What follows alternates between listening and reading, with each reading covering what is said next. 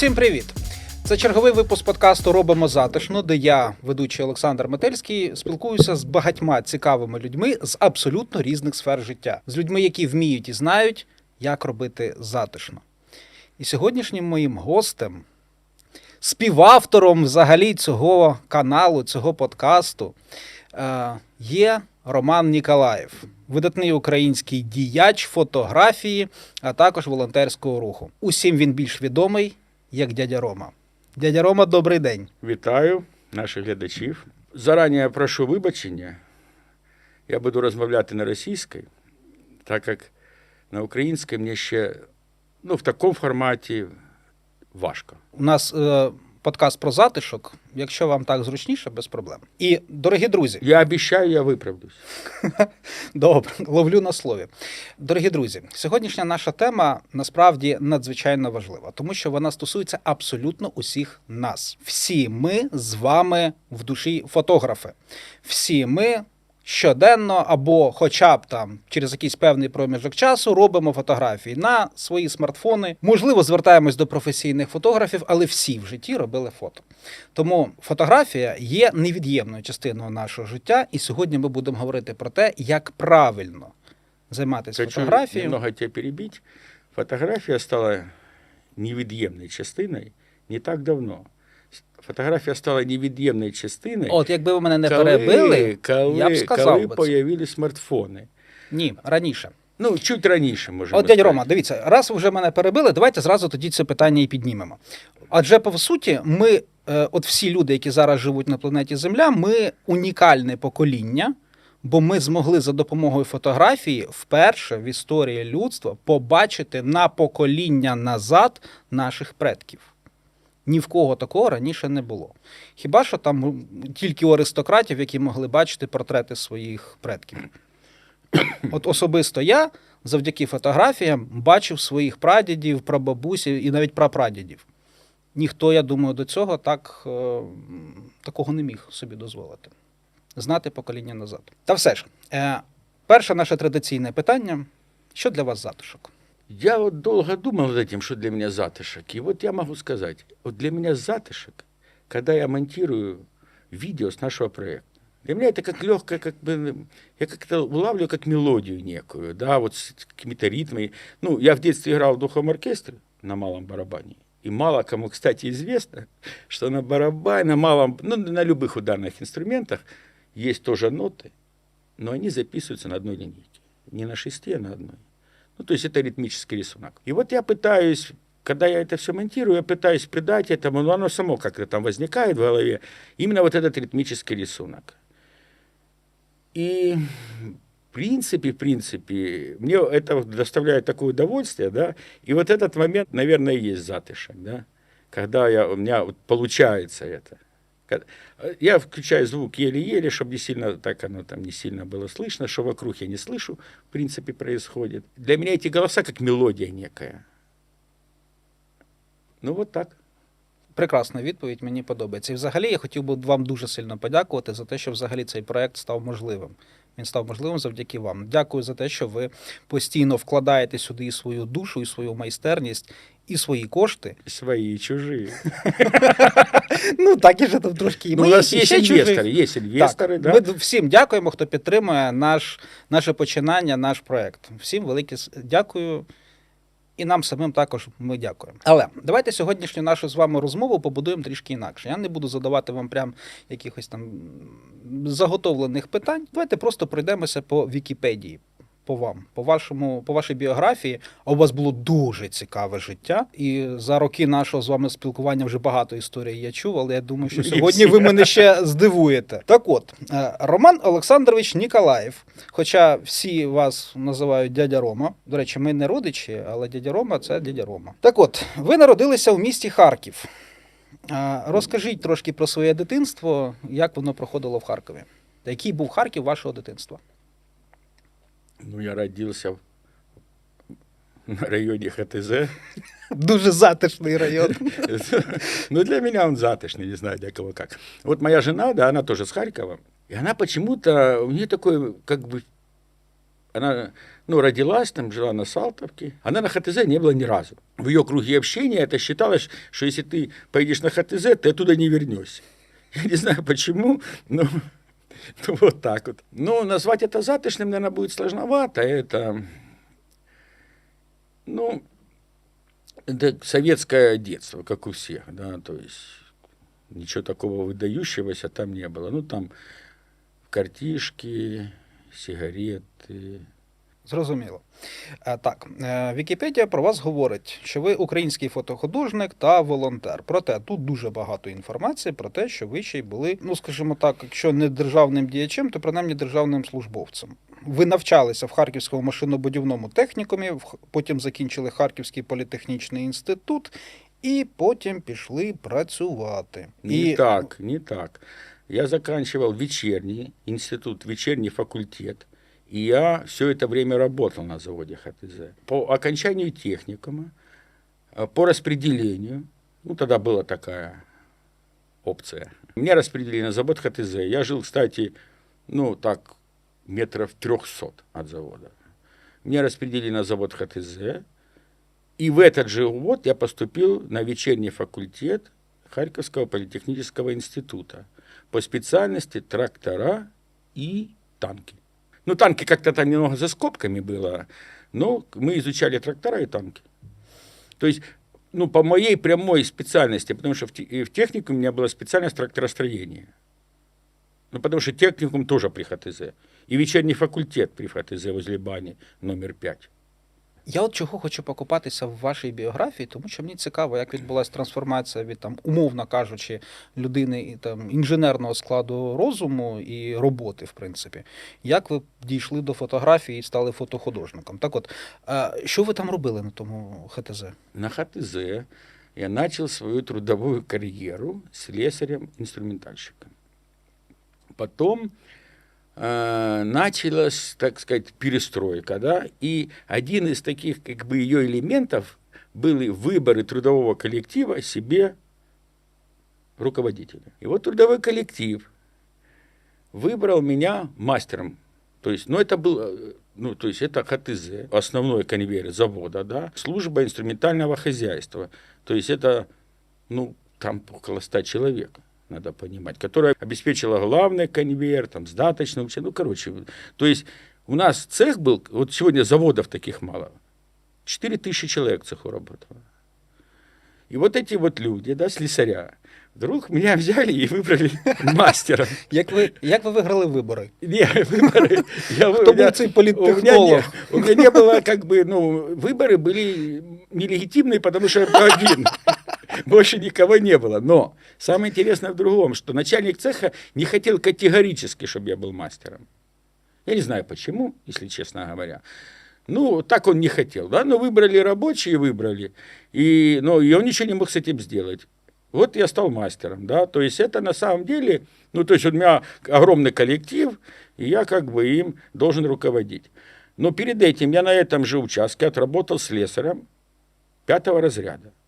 И, например, ну, в советское время была такая история, присылали там после института по распределению студентов, окончивших институт, и они как бы, ну, первое, либо там каким-нибудь инженером-конструктором, там, черти, там, где-то там, по Кагатам потом он ходит, там, ездит, ну, по всяким, ну, Кагаты это было такое очень распространенное явление, это овощехранилище, и туда посылали там что-нибудь сортировать, там, ну, короче, помогать.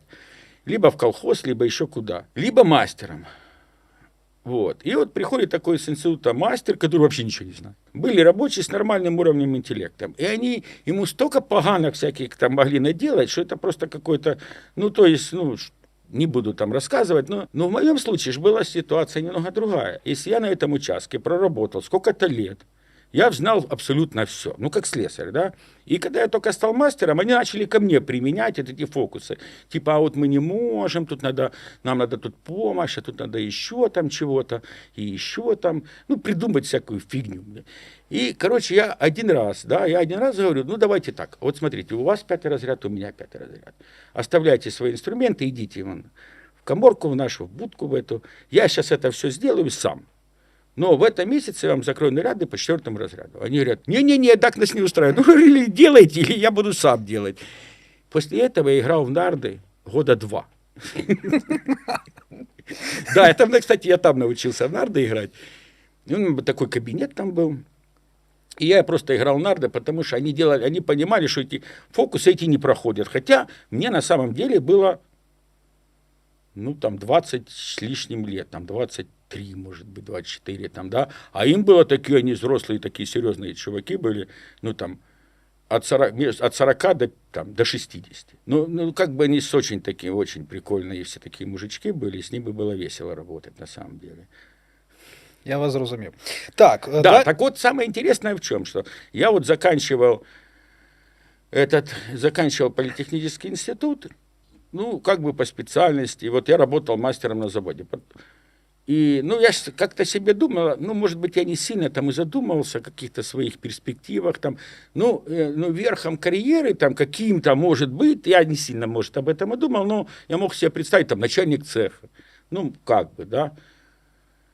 Что я когда-то стану заместителем генерального директора завода имени Малышева, который там на 2 головы выше, чем ХТЗ по всем параметрам, и по территории, и по количеству рабочих, и, в общем-то, мне это даже в дурном сне не могло присниться. Вот так. Зараз ще ми про це поговоримо. Вікіпедія далі говорить про те, що ви тримали ніс по вітру і розуміли, що вже можна буде скоро займатися бізнесом на таких уже останніх етапах життя Радянського Союзу. І з 88-го року по 2004 ви займались бізнесом. З 89-го. Тоді Вікіпедія бреше. Я с завода ушел. Вот я закончил институт и ушел с завода.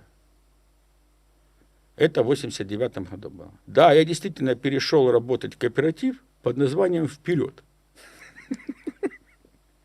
Тоді з неймінгом були біда. Я его там называл. В общем, кооператив чем занимался? Перерабатывал вторичное сырье. Это был кооператив при Харьковавторесурсах. Он перерабатывал вторичное сырье, из пластика.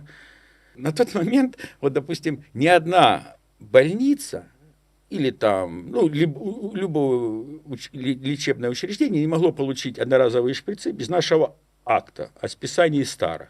То есть они сдавали нам все одноразовые шприцы для утилизации. Там специальная схема утилизации была. Мы подписали акт, и они тогда могли получить новые. То есть и мы в основном занимались переработкой пластмассы этой вторичной. Это был полиэтилен, там были эти шприцы.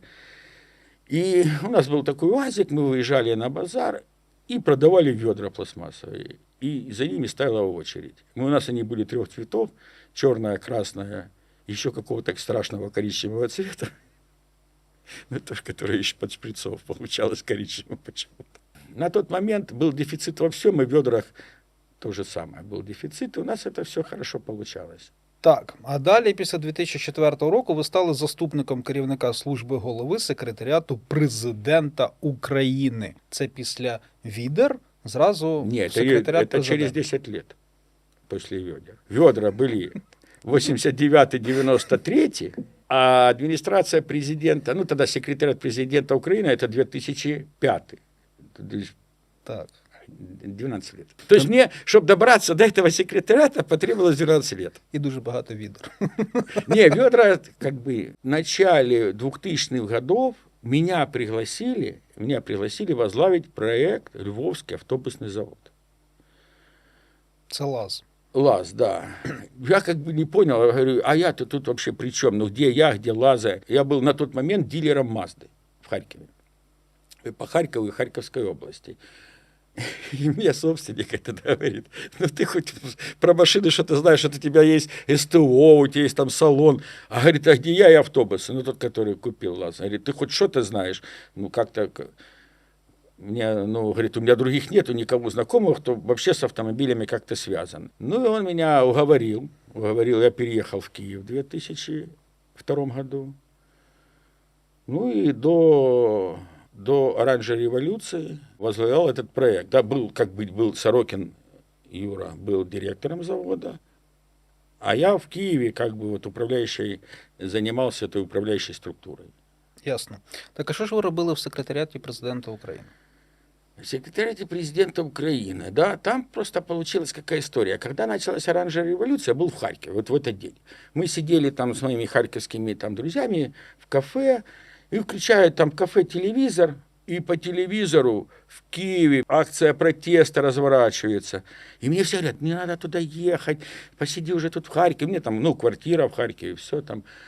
Я на жену смотрю, она говорит, поехали. И мы поехали. Это, ну, ноябрь был 2004 года, когда началась оранжевая революция. Мы приехали домой, поставили машину в паркинг, сели на маршрутку и приехали на Майдан. И мы участвовали в этом с первого дня. И где-то вот уже, ну, ближе там к началу декабря я уже входил в штаб оранжевой революции. Были там отдельные доручения специальные от штаба. Там мне даже эти все бумаги есть, сохранил. Так, ну і далі Вікіпедія говорить, що з 2007 року по 2011 ви були заступником генерального директора заводу імені Малишева. Це теж? Так я же не рассказал про секретаря. Но это все как бы недолго продолжалось, потому что в сентябре разыгрался коррупционный скандал. Зинченко ушел в отставку, а нас просто тупо выгнали всех. Ну, кто Зинченко пришел, просто... Они не сильно там церемонились. Когда мы еще там работали, да, были такие ситуации, когда, ну, например, работникам ДУСа категорически запрещали со мной разговаривать. Ну, абсурдная ситуация. Так. Этот ДУС, он ходил там где-то в сферу моих каких-то, ну, где-то в чем-то, каких-то моих повноважень, да. Так а чим ви там займались? От які були ваші повноваження? Яка була посада? Ну, там же написано. Заступник голови секретаріата. Ну так. Ну так, а що це означає для звичайної людини? Да давай опустим, ну это сложно, не хочу сейчас. Окей. Это опустим, я скажу так, вот очень просто, да.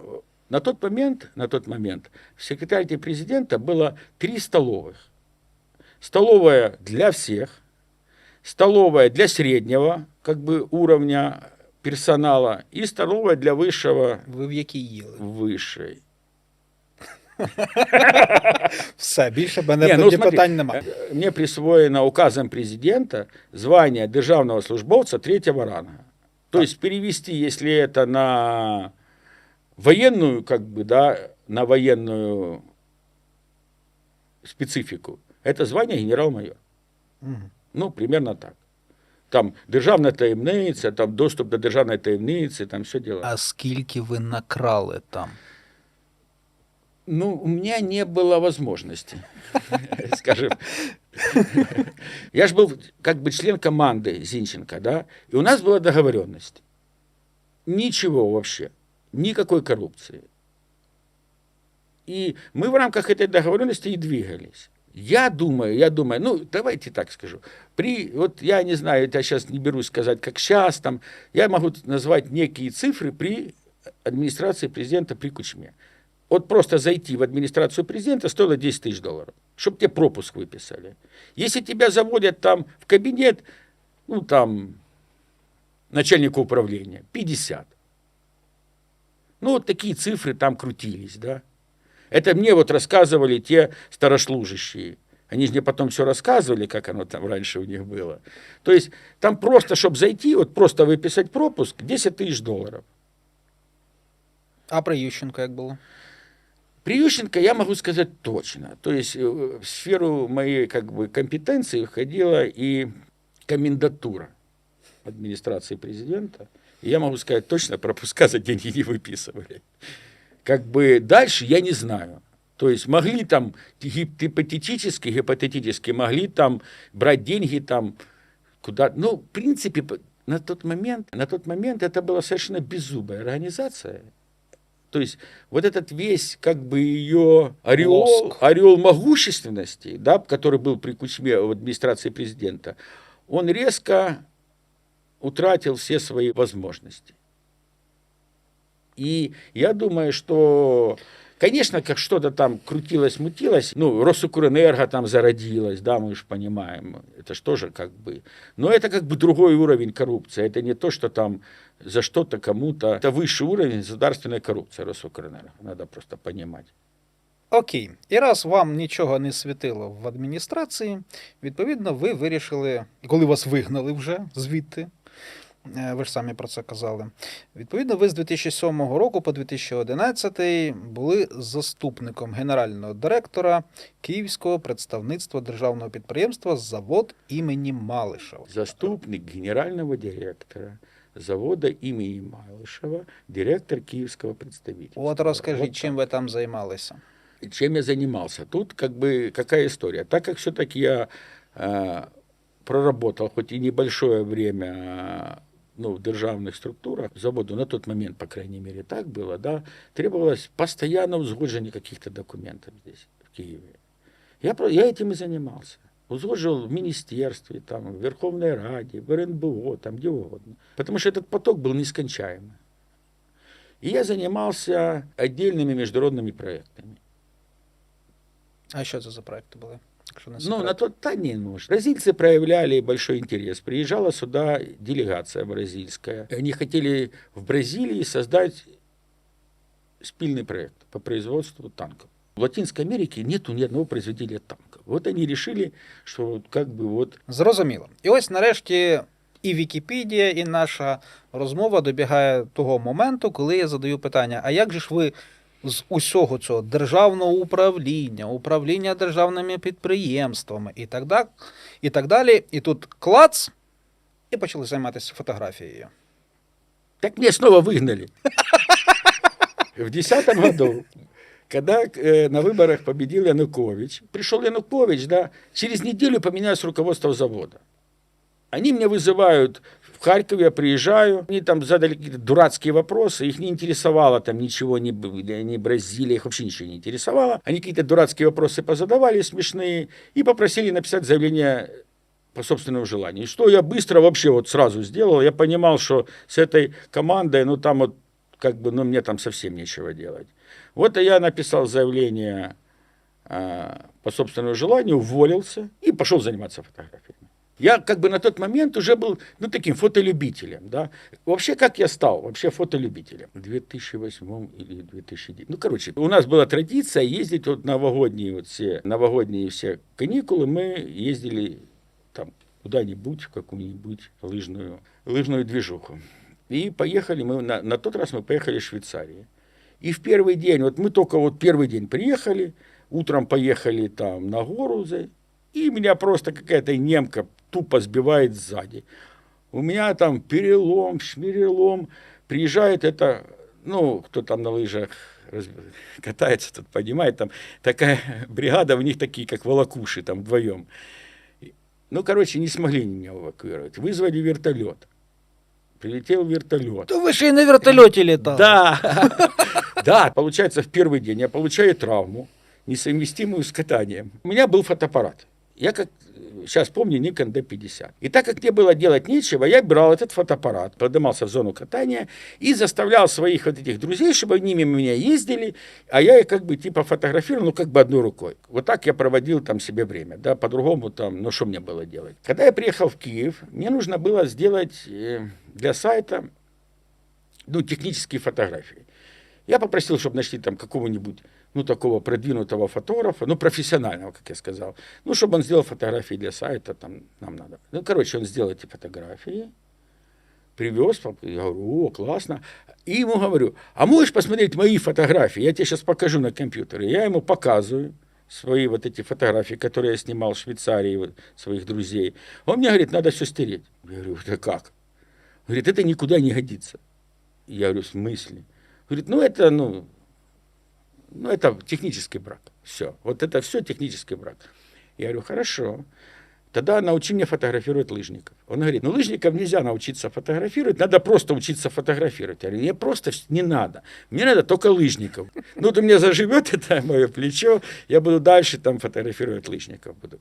Он говорит, ну, еще раз говорит, ну, невозможно фотографировать лыжников, надо учиться просто фотографировать. И там уже лыжники, ну, это как отдельная будет история. Хорошо, тогда ты берешь меня себе в обучение, ну, только индивидуальные уроки, я там не хочу ни до какие группы ходить. И тут начался кризис, а он работал фотографом в журнале, и его уволили из этого журнала. И он мне говорит, а давай у тебя там есть свободное помещение, давай там студию сделаем. Я думаю, прекрасно. Вот мы сделаем студию, он будет там рядом, будет мне все учить, подсказывать там. А мне студийная как бы не интересовалась съемка, и пейзажи любил снимать. Я сделал эту студию.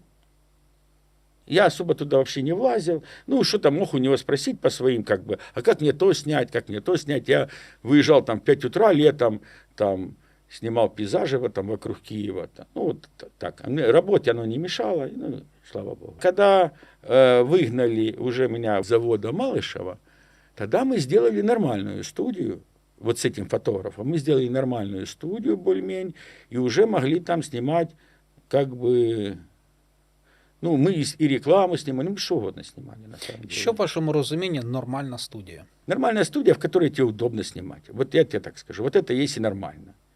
Которая отвечает твоим запросам.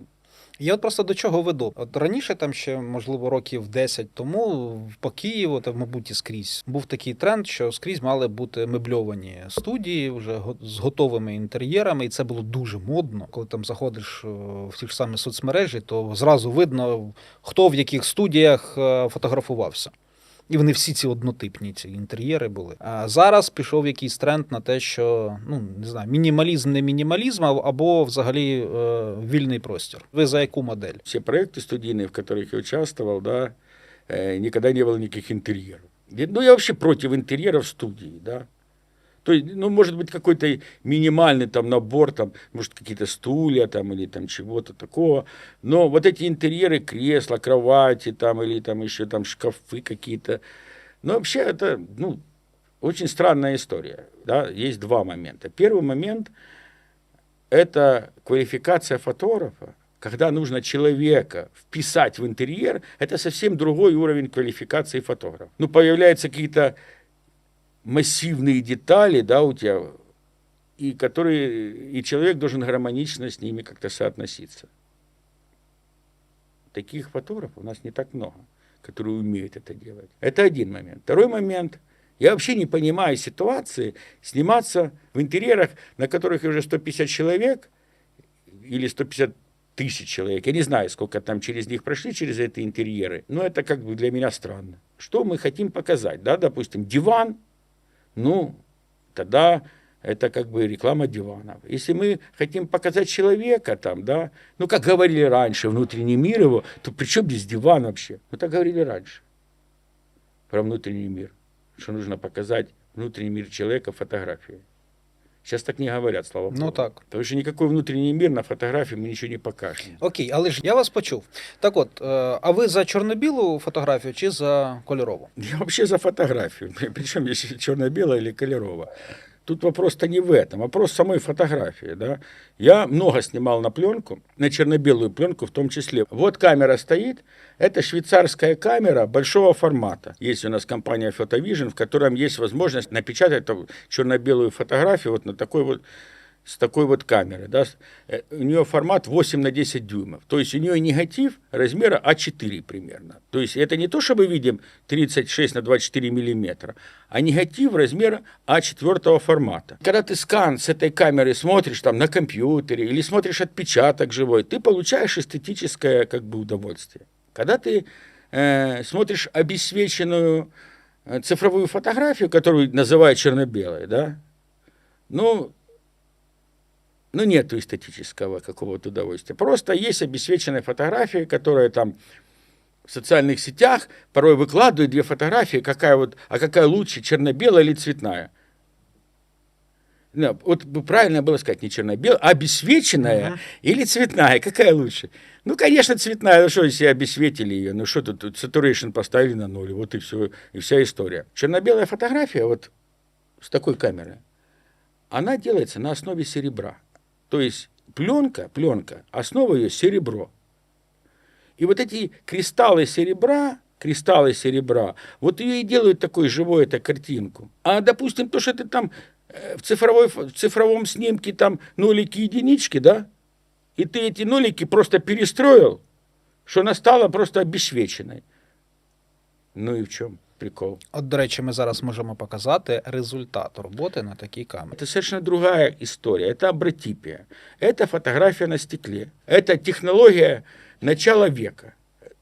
20-го. Ось ми зараз подивимось на фотографію відомого українського волонтера Віталія Дейней, засновника фонду «Повернись живим». Так.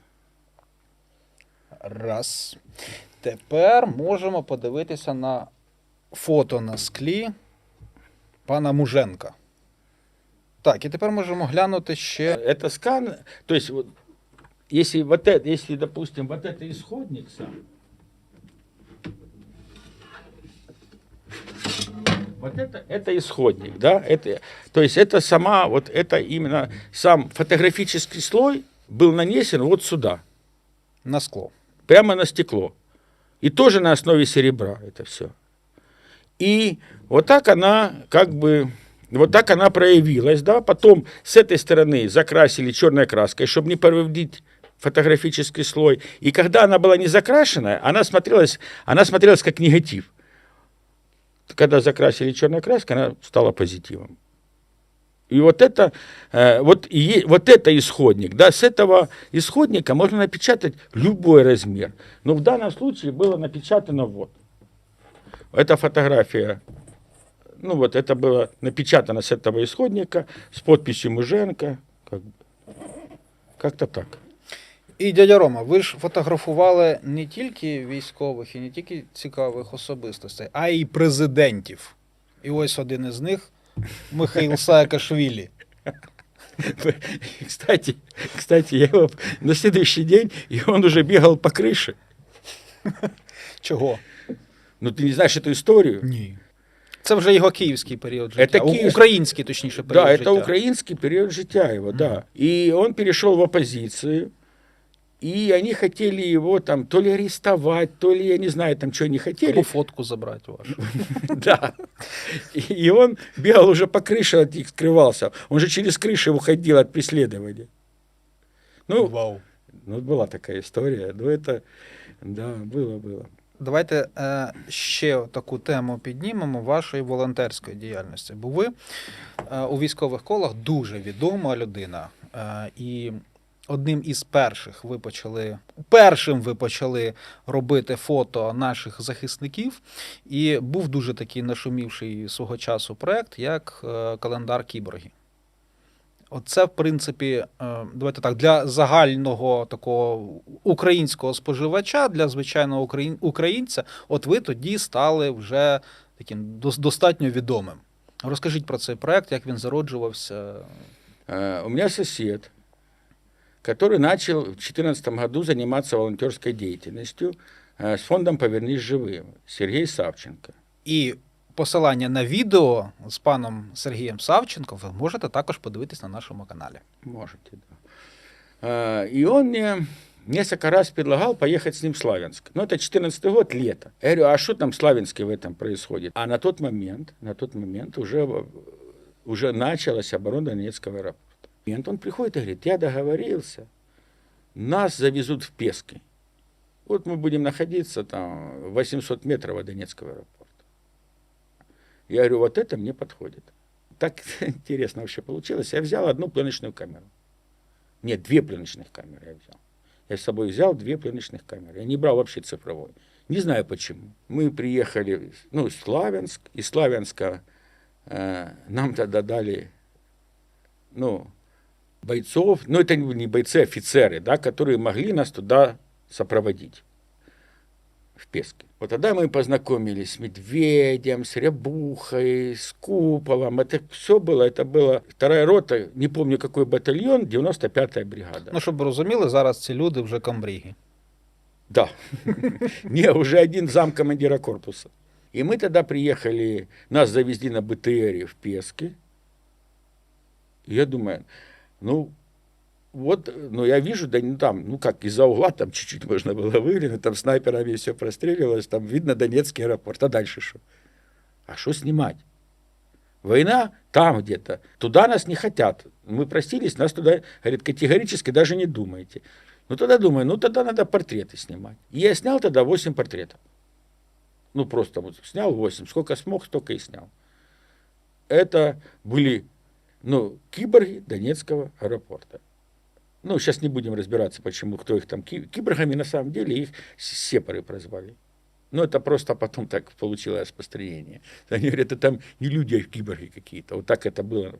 Когда мы приехали в Киев, у меня есть 8 портретов, а что дальше? Я говорю, надо ехать снова, надо еще 4, будет хотя бы календарь. И мы едем второй раз туда, достимываем эти 4 портрета, и приезжаем сюда, проявляем, все как бы, ну, материал есть, да. И вот появилась тогда идея сделать календарь.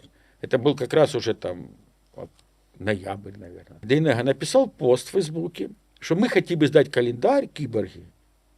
Нам на тот момент, чтобы выдать 1000 экземпляров размером 40 на 60 печати, надо было 35 тысяч. Вот эти 35 тысяч Дейнеги перечислили ровно через 10 минут после публикации этого поста. Я нашел типографию, которая занималась именно арт-печатью.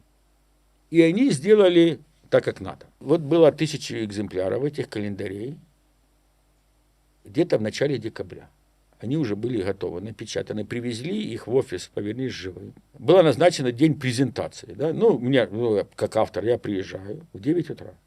Уехал я оттуда в 10 вечера. У меня была вот такенная голова, потому что я не помню, сколько я кому чего, ну, сколько я дал этих, ну, каких-то коротеньких интервью, ну, может, 50, может, более, я не знаю. Ну, говорить одно и то же, как бы, ну, ты как попугай, повторяешь одно и то же, потом даришь им этот календарь, там, этой прессе, ну, и, в общем, ну, там были какие-то каналы, которых я вообще названия даже в своей жизни не слышал, издания такие были. Я не понимал, что случилось. А мне говорят, так это первый медийный проект про войну. До этого ничего не было вообще. Ну, зрозуміло. Их напечатано было, ну, я не знаю сколько. Ну, то есть где-то я до 50, то есть до 10 тысяч, наверное, как-то я там что-то как-то контролировал. Потом я передал все макеты Дейнеги, и сколько там уже их потом было, вообще никому не известно. За эти деньги там БТРы в Харькове ремонтировали, что-то там еще происходило. Ну, там больше этим занималась «Повернись живым», и это было на тот момент очень как бы к месту все. Эти деньги были на тот момент просто необходимы. Це однозначно. Зараз ви вже цілу серію різних тематичних календарів випустили. Розкажіть детальніше про них. Які теми, скажімо так? Обращаются військові і кажуть, ми хотим календар. Ось, наприклад, про артилеристів. Да, тут 12 героїв України. Каждый месяц. Ось, наприклад, один із – це комбриги. Это оригинальная подпись Залужного. Це вже історичний документ, на секундочку. Ну, мабуть. Ну, есть как бы с подписью Залужного и с подписью самих участников. Вот любого взять, все сегодня о пределе. Все сегодня о пределе. Дядя Рома, Кого ну тут- ми ж з вами домовлялися, що ви розіграєте серед наших підписників, серед наших глядачів якийсь підписаний красивий календар. Ну, вот это ж календарь на 2004 год, это календарь, на 24 год. Вот этот календарь на 25 год, то есть еще есть Але ж- какое-то время, да. Цінність календарів не в цифрах, а в підписах. Тут посмотрите, сколько подписей. Все руководства, все командование артиллерии тут. И 12 героев. 12 героев. Так, а які артиллеристов. Умовы ты выбираешь, я как бы тут. Окей, які ще можуть бути самий умови? цікавий коментар, який вразить дядю Рому. Дядя Рома подарує вам ось цей прекрасний календар з підписами Героїв України. Так. Все, тоді давайте швиденько там пишіть коментарі. І це може бути ваше. Давайте тепер ми трішечки від справ військових перейдемо все ж таки до цивільних.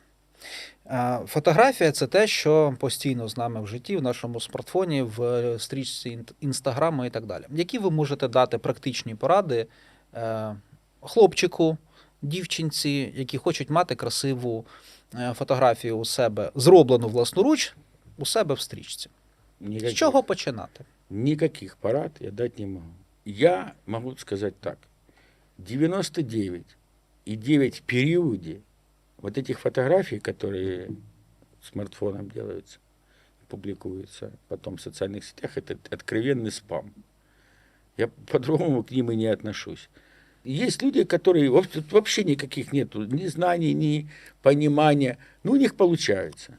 У них есть вкус, да. Ну и пускай себе делают. Пускай себе делают дальше. Их не надо ничему учить. И никого не надо ничему учить. С какой целью? Зачем? Ну, для того, щоб люди мали красиві фото в себе. Збирали Что значит лайки. красивые фото? От збирали лайки.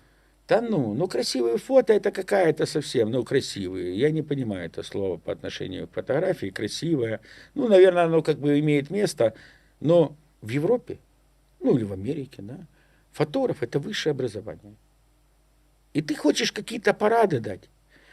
Вот у нас когда-то я прочитал пост в Фейсбуке, не буду говорить там, кто, я потом с ним познакомился, с этим фотографом, он дал такое объявление: я за 3 недели сделаю из вас профессионального фотографа. Я ему говорю: а ты вообще сам кто? Ну такая инфо-цыганщина чистая, блин. Только, знаешь, какая разница? Разница в том, что вот, допустим, когда тебе предлагают как бы курсы там псевдопсихологи, вот, ну, сейчас как-то, может, меньше стало, а вот одно время вот и псевдопсихологами было все заполнено, да, вот просто все. При этом, когда ты спросишь, а какая у тебя семья? Да я 3 года назад развелась или развелся. Ну, в общем, они все сами, ни образования, ничего, ни медицинского, ни психологии, вот просто они себя назвали психологами, но они откровенно понимали, что они занимаются, ну, просто жулики. Ну, не авантюристы или, я не знаю, как, шахраи. А с фотографией другая история. Вот эти вот учителя, псевдо, они себя реально считают крутыми фотографами. Понимаешь, в чем дело? Окей, а ви в Україні можете назвати хоча б там топ-5, топ-10 фотографів? Да не буду я никого называть.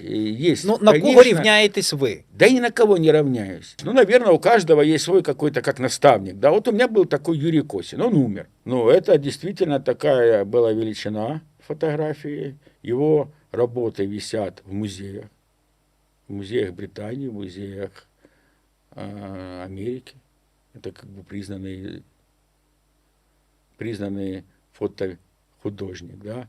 Но он обладал таким философским складом ума, и он это переносил, философию свою, да, вот свои вот эти, он переносил фотографию. Ну, вот так. Ну, его нет уже. А те, что фотографы, которые есть сегодня, есть Щекменев, да, есть Щекменев. Есть там Женя Малолетка. Но есть еще ряд фотографов. Недавно мы делали интервью Доброносов. Я просто вот посмотрел, мастер спорта. Но это все фотографы-документалисты. Тут любой, вот сегодняшняя ситуация, в которой находится Украина, любой фотограф, который, кем бы он ни был, там, пейзажный, портретист, он обязан стать документалистом. Потому что всегда, когда появилась фотография, на всех, как только какие-то сдвиги, да, социальные, крупные, большие, там всегда фотографы. Они там всегда. Так. Очень много украинских фотографов на фронте. И не обязательно с камерой. То есть они все равно снимают, да, но не только снимают. Их сегодня много. Не всі. Ви знаєте, на 100% з вами погоджуюсь, тому що, а як ми вчимо в школах історію? По підручникам і по фотографіям в цих підручниках. Тому роль фотографа от в такі буремні часи це дійсно дуже, дуже важлива частина. Я не знаю, зможете ви відповісти на таке питання чи ні? От ми дуже часто бачимо, коли відбувається якась масштабна подія, з'їжджаються фотографи, їх там десятки, можливо, сотні. Але фотографія когось одного стає історичною. Вона там облітає журнали, вона облітає телебачення, в соцмережах вона тиражується. Тобто із цієї всієї маси фотографів хтось один може зробити ось такий якийсь дійсно цінний кадр. Чи є в цьому якийсь секрет? Это стечение обстоятельств, вот просто все совпало и так произошло. Есть такое. Просто оказаться в нужное время в нужном месте. Женя Малолетка, да? Он со своим коллегой получили Оскар. За вот- фільм Маріуполь. За фильм «Мариуполь». Надо же еще отдельным мужеством обладать, чтобы там находиться. И они же не в укрытии сидели, они были там, где было самое жарко.